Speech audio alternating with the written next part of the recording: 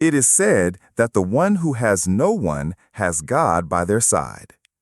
It was 4 a.m. Varanasi Cant railway station was slowly waking up amidst a light fog and a crowd of unfamiliar faces. But on a bench on platform number 4, a young woman named Tanvi was sitting silently, holding her 2-year-old son, Parikshit, in her lap. She was neither calling out to anyone nor asking for help. Her eyes were teary, her face was drained, and her mind was like an internal storm that wouldn't subside. With every passing train engine sound, she would startle slightly, as if the hope rising within her mind was once again being dashed to the ground. Her little son, Parikshit, would sometimes look at the poppet seller and sometimes point towards the biscuit vendor. Tanvi would gently hold his hand and say with love, "No, son, we can't buy that." There was affection in her voice, but a helplessness in her eyes that a mother feels when she can do nothing for her hungry child. Sitting a short distance from the same bench was 28-year-old Ansh, a software engineer who worked in Delhi and was returning after celebrating a festival. He had seen Tanvi since the morning, a young woman wrapped in a faded yellow shawl, clutching her child to her chest. She would stand up every time a train stopped, only to return to her seat after seeing the crowd. The same question swirled in Ansh's mind. Who is this young woman who is so alone in such distress and yet so brave? When Parikshit pointed to the poppets for the 3rd time, Ansh couldn't hold back. He got up, bought a packet from the poppet seller, and brought it in front of Tanvi, saying, "Here, little friend, have a little." Tanvi looked up in surprise. There was a question in her eyes, not anger, but a sense of self-respect was clearly visible. "Why did you buy this? He just reaches for things. His stomach is full," she said in a calm but tired voice. "It's no problem. What's the harm if a child eats a little of what he wants?" Ansh replied with a smile. Tanvi said nothing, just looked at her son, who was smiling for the first time that day while eating the papad. And at that moment, Ansh knew. It wasn't just about hunger. It was the smile of an innocence that had perhaps returned after a long time. A little later, Ansh came closer and gently asked, "Where do you want to go? I've been seeing you sitting here since morning. Is there a problem?" Tanvi hesitated at first. Then she said, "I need to go to Delhi. I have a general ticket, but every train is so crowded that I don't have the courage to get on with my child. I was just hoping to find a less crowded train." "Oh, then why are you worrying?" Ansh said honestly. "I'm also going to Delhi. I have a ticket for an AC coach and there's space in my cabin. Come with me. I'll talk to the TTE." Tanvi was silent for a few moments, as if, for the first time in her life, someone was offering her a rope of trust. Then she said, "But I only have a general ticket. What if the TTE says something? I don't have any money." "You have courage, and that's a very big thing. I'll handle the ticket. You just come," Ansh said. She hesitated, but then nodded. Perhaps she had no other choice now. A little later, a train arrived. Ansh picked up Tanvi's small bag and took her with him to the AC coach. For the first time, Tanvi felt as if someone had not just lightened the burden of her bag, but the burden of her heart as well. As she entered, a gust of cold air startled Tanvi. "Why is it so cold here?" she asked inadvertently. "Because you've come here for the first time," Ansh said with a smile and asked her to sit down. Tanvi was still scared. As soon as the TTEs came, Ansh gestured for him and talked to him a little distance away. Tanvi just watched from afar. There was fear in her eyes. But after a while, the TTE smiled and left. "Everything is fine. Now just sit and relax," Ansh said as he returned. And for the first time, a glimmer of relief appeared in Tanvi's eyes. She said, "Why did you do so much?" "Because you are a human being and humanity is still alive," he said. His words touched Tanvi's heart. The journey began, and Tanvi, staring at the darkness outside the train window, still couldn't be completely at ease. A fear was still lurking inside her heart. Perhaps not because something bad would happen, but because she had considered herself alone for so long, and now, suddenly, a stranger was doing so much for her, caring for her. It wasn't easy to trust. After a moment of silence, Ansh slowly said, "If you don't mind, can I ask you something?" Tanvi looked at him. Without saying anything, she nodded. "Why are you going to Delhi alone with this little child so early in the morning? Is there a problem?" A few moments of tears filled Tanvi's eyes, but perhaps her heart wanted to speak now. It wanted to share its pain with someone. Slowly, she began to speak. "I got married 2.5 years ago. My husband's name was Suresh. He worked in a private company. Everything was fine in the beginning, but slowly his drinking habits came to light. Financial troubles, verbal abuse, and many times he would even raise his hand." Tanvi stopped for a moment, as if she was not telling with words, but with her eyes how much she had endured. Then she continued, "When my son was born, he improved for a few weeks, but one day he suddenly died in a bike accident, and I was left completely alone. My parents also said that my relationship is with my in-laws now, and my in-laws clearly said the relationship was with our son. That was everything. Now you are nothing to us." Ansh listened to her quietly, without interrupting, without asking any questions. Then Tanvi continued, "Now there was no roof, no support, no one to listen. One day, a known sister from my village told me that Suresh's PF and some funds might be deposited with his company. With that hope, I'm going to Delhi. This is my last attempt." Tanvi's voice was now trembling.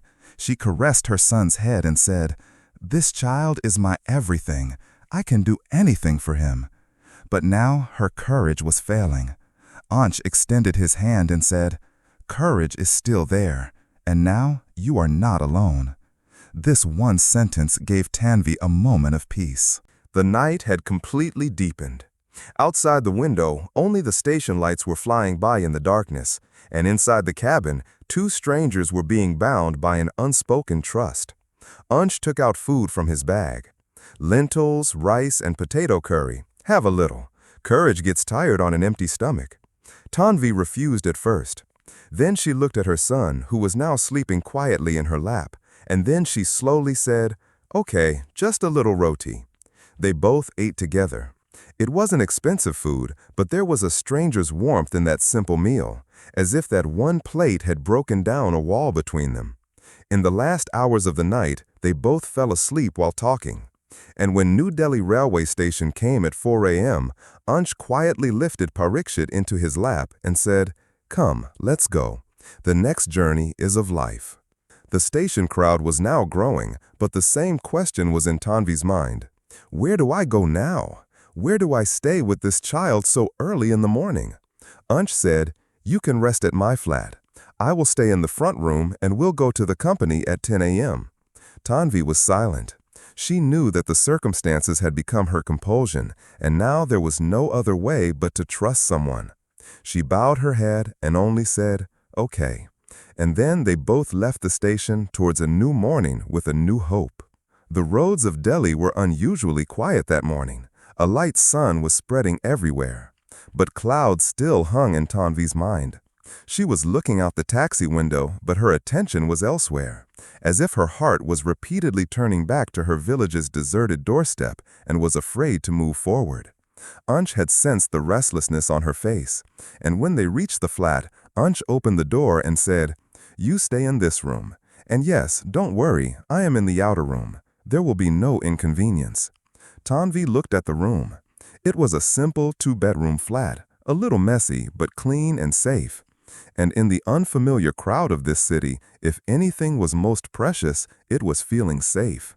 She laid her son on the bed, sat in a corner herself, and then, she didn't know when, she fell asleep with her head in the lap of fatigue. When she woke up, the sun was coming in through the window, and Parikshit was still in a deep sleep. Tanvi got up, and her mother's habits awakened. She first began to tidy up the things scattered around. She arranged the utensils in the kitchen, tidied up the room a little, and as the flat became more organized, Tanvi's mind also became more organized for a while. When Ansh came out ready for the office, he was a little surprised to see her. "You should have rested. What was the need to clean?" Tanvi smiled softly and replied, "I'm a woman, And where I live, I can't stand mess. It's a habit. Ansh couldn't say anything. The self-respect in her smile had left every word behind. As he left, he said to Tanvi, "You rest comfortably. I'll be back by afternoon, and then we'll both go to the company." When Ansh returned in the afternoon, Tanvi was ready. She had dressed her son nicely, and she herself, in a simple salwar kameez with a light bendi on her forehead, seemed to have gathered the courage to stand before the world again. They both reached the office. Tanvi was a little intimidated standing in front of the big company building. But Ansh held not her hand, but her confidence. Inside, at the reception, Ansh introduced her to the manager, Mr. Ghosh. "Sir, this is Suresh Kumar's wife. She needs to claim her husband's PF." The manager looked at Tanvi from head to toe. There was less sympathy and more suspicion in that look. "Look, madam, we have your husband's account, but your father-in-law is the nominee, so only he can claim it." The color drained from Tanvi's face. "But he is in the village, and he never told me he was the nominee," she said. The manager leaned on his chair and said, "Give me his number. We will confirm by tomorrow." Tanvi gave the number. But as she came out, a restlessness came over her face. Ansh asked, "Is everything all right?" Tanvi said softly, "No." There was something strange in the manager's eyes, as if he was thinking of something else. Ansh understood. "It's okay. I'm here. Whatever happens, we'll face it together." They returned to the flat, but that night Tanvi couldn't sleep.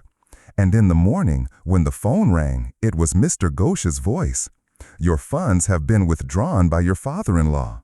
He came the very next day and took all the claims and said he doesn't have to give you anything." Hearing this, Tanvi's whole body trembled.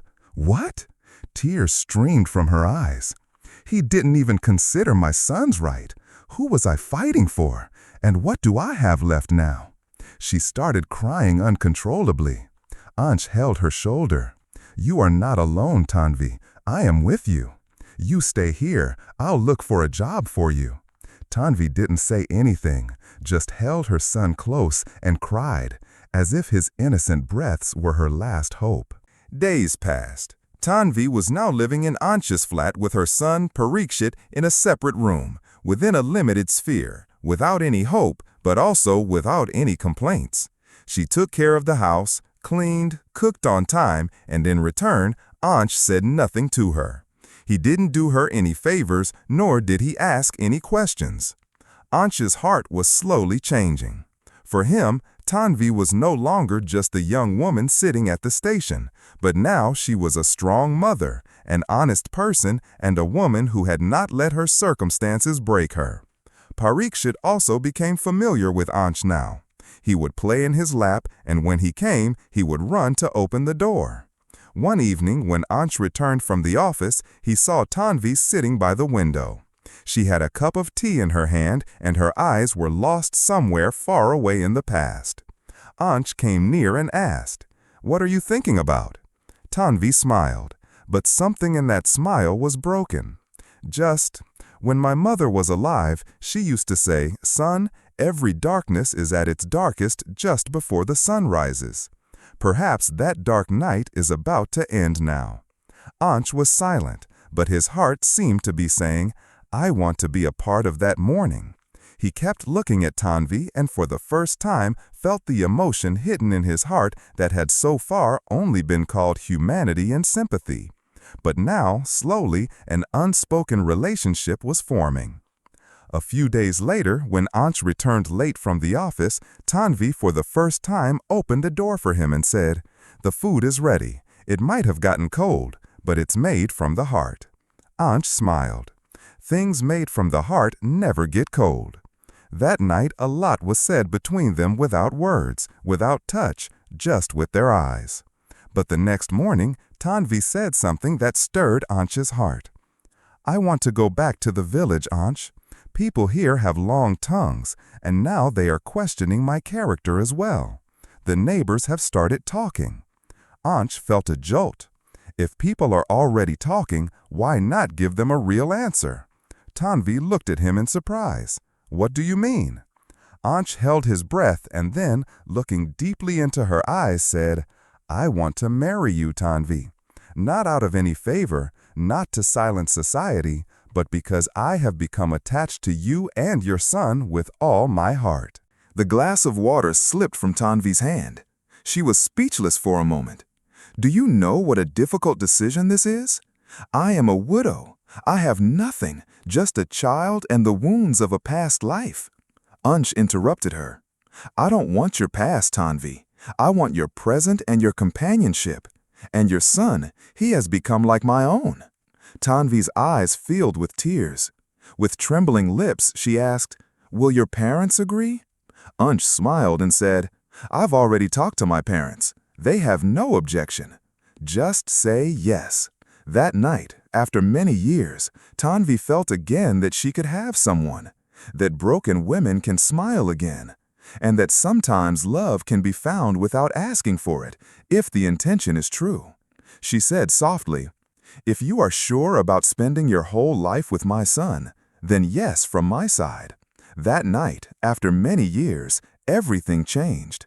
Ansh married Tanvi simply, without any noise or show, just in front of the house temple, with the blessings of his parents, a small garland, and the promise of 2 hearts.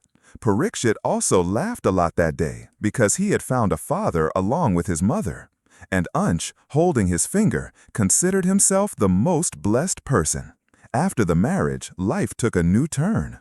Now the flat where a woman used to sit quietly wrapped in a shawl was filled with the laughter of children, the smell of tea from the kitchen, and the shared smiles of 2 people.